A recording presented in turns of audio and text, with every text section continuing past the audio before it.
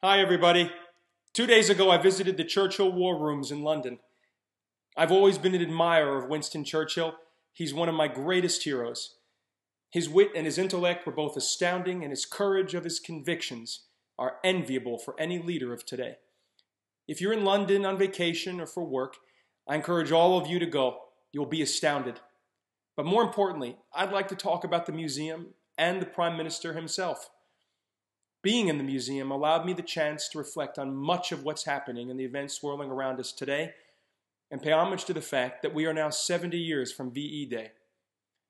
Briefly, the War Rooms are where the Prime Minister, his cabinet, other officials will shelter during the blitzkrieg of World War II.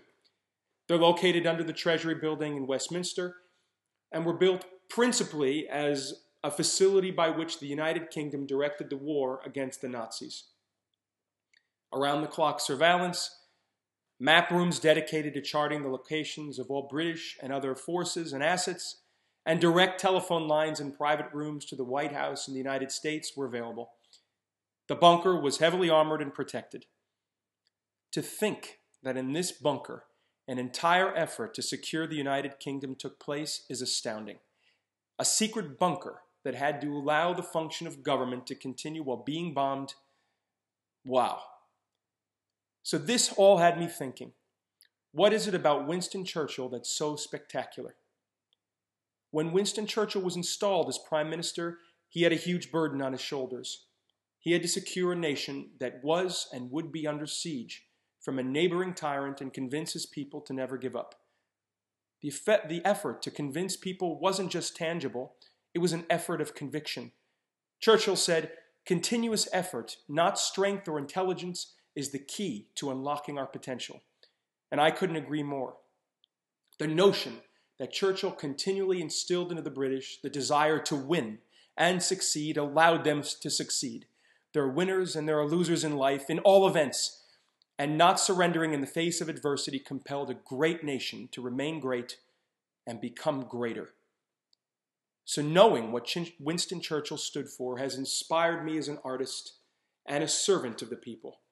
As you all know, my effort is now beginning to shed light on an array of issues hitting us in our own homes, at our own kitchen tables, and in our schools, whether it be education, healthcare, the arts, or the others. I've begun an exploration of the education system in the United States recently to shed light on what we as Americans can begin doing to help ourselves reclaim that winning spirit and never ever give up. I see our struggles in the education system today as a kind of conquest that we must wage to reclaim the mantle of prosperity and upward mobility for all Americans. Over these next months, take a read of my studies and explorations of the education system in the States. Our educational battle that we are facing is a test of time and rigor. Americans are fast losing our standing in comparison to our friends in Europe and Asia, and this is a grave disservice to our children. When kids are leaving high school without the ability to be hired, and United States corporations are outsourcing work to others abroad, this becomes an issue of economical importance. It is thus time to give teachers the freedom and the tools to be great leaders and their ability to guide children to be the best they can be.